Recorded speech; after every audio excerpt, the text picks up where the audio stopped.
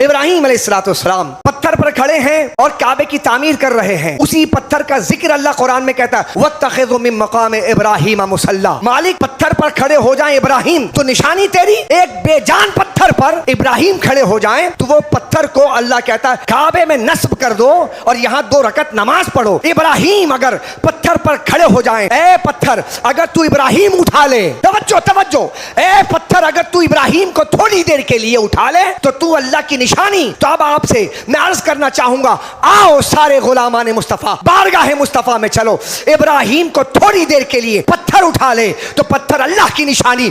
तो ए अबू बकर तूने मुस्तफा को उठाया, हाय हाय हाय हाय, जिस अबू बकर ने मुस्तफा को उठाया, जिस अबू बकर पर मुस्तफा सवार हुआ, एक पत्थर पर इब्राहिम सवार हो जाए तो पत्थर अल्लाह की निशानी बनता है। और जब इब्राहिम से बढ़कर शान रखने वाला मुस्तफा जब वो अबू बकर के काशाने मुबारका पर सवार हो तो उम्मत का सबसे अफजल तरीन शख्स करार दिया जाता है।